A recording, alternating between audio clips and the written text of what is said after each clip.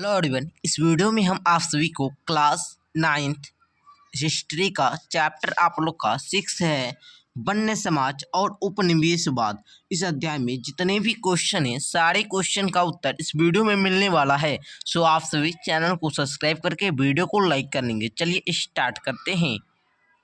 तो आप लोग यहाँ पर देख सकते हैं, यहाँ से आप लोग का अभ्यास शुरू होता है। तो चलिए हम लोग एक एक करके सभी क्वेश्चन को सॉल्व करते हैं। चलिए, तो आप लोग का फर्स्ट नेक्स्ट प्रश्न यहाँ से शुरू होता है। फर्स्ट क्वेश्चन कहता है आप लोग का कि भारतीय वन अधिनियम कब पारित हुआ। तो आप लोग को पता है वन अधिनियम 1865 ईस्वी में पारित हुआ था। ख नंबर विकल्प राइट हो जाएगा। प्रश्न 2 है तिलका मांझी का जन्म किस ईस्वी में हुआ था। तो 1750 में हुआ था। ऑप्शन इसका क नंबर सही हो जाएगा। आगे का क्वेश्चन है तमाड़ विद्रोह किस ईस्वी में हुआ था। तो तमाड़ विद्रोह 1789 में हुआ था। आगे देखिएगा चेरो जनजाति कहाँ की रहने वाली थी। पलामू की। ऑप्शन का घ नंबर राइट हो जाएगा।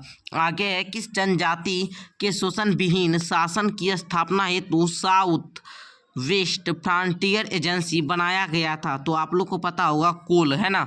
आगे देखेंगे भूमिज विद्रोह कब हुआ था। तो भूमिज विद्रोह हुआ था 1832 में। आगे देखेंगे कहता है सन 1855 के संथाल विद्रोह का नेता इनमें से कौन था। तो सिद्धू कान्हू। ऑप्शन इसका ख नंबर राइट हो जाएगा। बिरसा मुंडा ने ईसाई मिशनरियों पर कब हमला किया। तो 25 दिसंबर 1899 को। ऑप्शन इसका ख नंबर राइट हो जाएगा। आगे है भारतीय संविधान के किस धारा के अंतर्गत आदिवासियों को कमजोर वर्ग का दर्जा दिया गया। तो आप लोग को पता होगा किस धारा के अंतर्गत। तो यहाँ पर आप लोग मार लेंगे ऑप्शन को, यानी कि धारा 342 के तहत। आगे है झारखंड को राज्य का दर्जा कब मिला। तो 15 नवंबर 2000 को। इसका ऑप्शन ख राइट हो जाएगा। अब आया है खाली स्थान को भरने वाला। जनजातियों को सर्वाधिक आबादी देश में है। तो मध्य प्रदेश में है। मध्य प्रदेश यहाँ पर भर लेना है। 18वीं शताब्दी में वन्य समाज कई देश में बटा था। तो जातियों में बटा था। जाति यहाँ पर भर लेना है। आगे देखेंगे वन्य समाज में शिक्षा देने के उद्देश्य से देश घुसपैठ की। तो ईसाई मिशनरियों ने यहाँ पर आप लोग को भर लेना है। जर्मन वन विशेषज्ञ डाइट्रिच बेडिस ने सन 1864 ईस्वी में देश की स्थापना की। तो वन सेवा की स्थापना की। आगे का है 5 में देश पहला संस्थाली था जिसने अंग्रेजों पर हथियार उठाया। तो तिलका मांझी यहाँ पर आप लोग को भरना है। हो जाति के लोग छोटा नागपुर के देश के निवासी थे। तो यहाँ पर सिंहभूम, यहाँ पर सिंहभूम भरना है। आगे है भागलपुर से राजमहल के बीच क्षेत्र डैश कहलाता है। तो दामन एक को यहाँ पर आप लोग को भरना है। सन डैश ईस्वी में संथाल विद्रोह हुआ। तो 1855 यहाँ पर आप लोग को भरना है। बिरसा मुंडा का जन्म 1874 में हुआ था। तो 1874 यहाँ पर भरना है। आगे देखेंगे छत्तीसगढ़ राज्य का गठन डैश ईस्वी में हुआ था। तो 1 नवंबर 2000 में हुआ था। 2000 यहाँ पर भरना है। आगे देखेंगे अब आप लोग का लघु उत्तरीय प्रश्न है। फर्स्ट प्रश्न कहता है वन्य समाज की राजनीतिक स्थिति पर प्रकाश डाले। उत्तर में आप लोग को लिखना है 18वीं शताब्दी में वन्य समाज के भी लोग में बटा था। ठीक है, कई भागों में बांटा था और प्रत्येक जनजाति में एक मुखिया के तहत संगठित थी। मुखिया का कर्तव्य कबीला को सुरक्षा प्रदान करना था। मुखिया बने रहने के लिए उनका युद्ध कुशल और सुरक्षा देने के कार्य में सक्षम होना अनिवार्य था। इनकी स्वयं की शासन प्रणाली थी। इस शासन प्रणाली में सत्ता को विकेंद्रीकरण किया गया था। परंपरागत शासन प्रणाली में सत्ता चलाने के लिए वैधानिक न्यायिक कार्यपालिका शक्तियों में निहित थी। अंग्रेजी शासन के समय उनके द्वारा प्रलोभन दिए जाने के कारण अधिक संख्या में मुखिया अंग्रेजों के ही हिमायती होने लगे और अपने ही लोगों में राजस्व वसूली में उनका साथ देने लगे। इस तरह से वन्य समाज की राजनीतिक स्थिति गड़बड़ हो गई। तो यहाँ तक आप लोग को लिख लेना है। आगे देखेंगे प्रश्न 2 कहता है वन्य समाज का सामाजिक जीवन कैसा था। तो लिखेंगे उत्तर में आदिवासी सीधे सीधे सरल प्रकृति के थे। इनका जीवन जंगल पर ही निर्भर था। जंगलों से लकड़ी काटते और उनका प्रयोग ईंधन के रूप में करते थे। पशुओं को चारा भी जंगलों के घास से इकट्ठा करते थे। सामाजिक जीवन का मुख्य पहलू था नृत्य गान एवं शिकार की अभिरुचि रखना।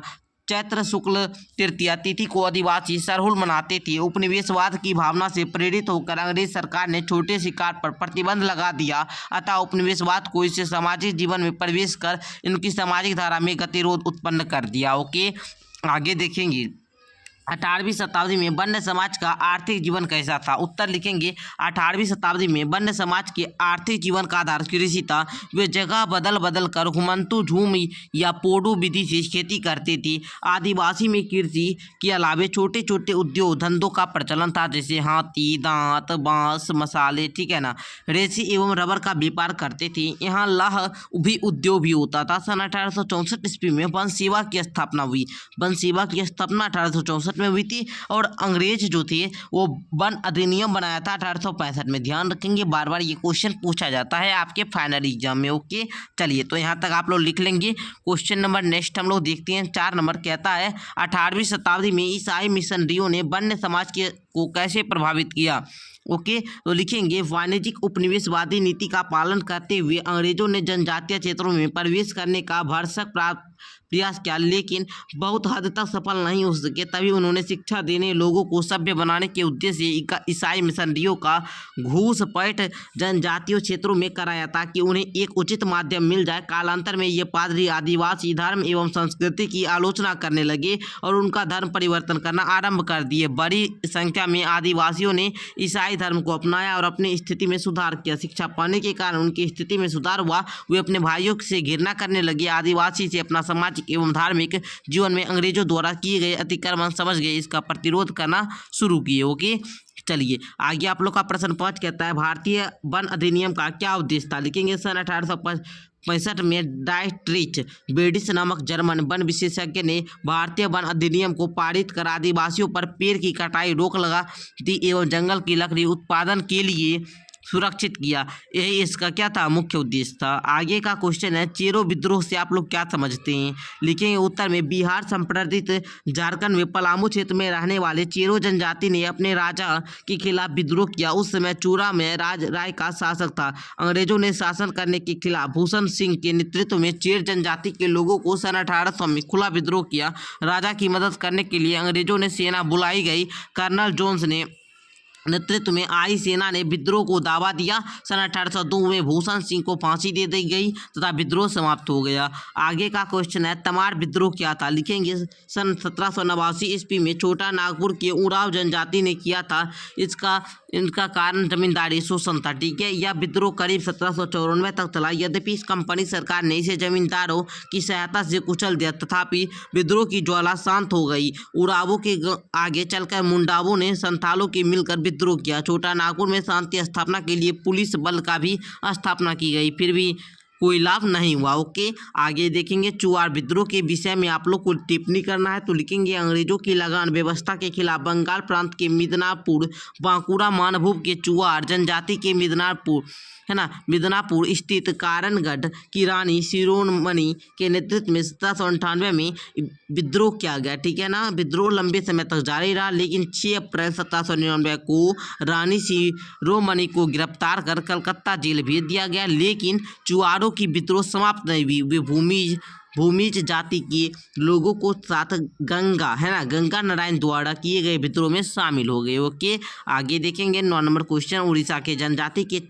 चक्र को आप लोग को विषय में क्या किए बताना है आप लोग को। तो आप लोग उत्तर में यहाँ तक लिख लीजिएगा, हम यहाँ पर दे दिए हैं, बस शॉर्ट में उत्तर है, आप लोग इतना लिख लीजिएगा। ठीक है ना, ये थोड़ा सा चैप्टर जो है ये थोड़ा आप लोग को बारीकी से समझना होगा, इसलिए थोड़ा इसका क्वेश्चन का आंसर जो है थोड़ा सा बड़ा है। ठीक है, ज़्यादा बड़ा नहीं है, थोड़ा सा लॉन्ग है। ओके, आदिवासियों के क्षेत्रवादी आंदोलन का क्या परिणाम हुआ। तो भारत की स्वतंत्रता प्राप्ति के बाद आदिवासियों का विभिन्न मुद्दाओं पर आंदोलन चलता रहा। वे हमेशा आरक्षण और अन्य सुविधाओं को मांग करते रहे, आज भी विद्यमान है। अब इनका यह आंदोलन क्षेत्रवादी आंदोलन हो गया। ठीक है ना, बस आदिवासी बहुत राज्यों की स्थापना की मांग होने लगी। उनकी मांगों पर ध्यान देते हुए भारत सरकार ने मध्य प्रदेश राज्यों को पुनर्गठन किया। नवंबर 2000 को पृथक छत्तीसगढ़ राज्य का गठन हुआ। ठीक है, इस दौरान 15 नवंबर को बिहार का पुनर्गठन, एक नया झारखंड बनाया गया। ठीक है, चलिए यह क्षेत्रवादी का ही परिणाम था। अब आप लोग का दीर्घ उत्तरीय क्वेश्चन है, तो दीर्घ उत्तरीय क्वेश्चन का आप लोग को स्क्रीनशॉट ले लेना है, या फिर इसका PDF लेने के लिए आप हमारे टेलीग्राम ग्रुप को ज्वाइन कर सकते हैं, जहाँ पर आप लोग को सारे क्वेश्चन उत्तर का आप लोग को PDF मिल जाएगा। आज के लिए इतना ही रहने देते हैं, फिर मिलते हैं नेक्स्ट वीडियो के साथ। दीर्घ उत्तरीय प्रश्नों का PDF हमारे टेलीग्राम ग्रुप में दे दिया जाएगा, आप लोग वहाँ से ले लेंगे। धन्यवाद, मिलते हैं अगले वीडियो के साथ।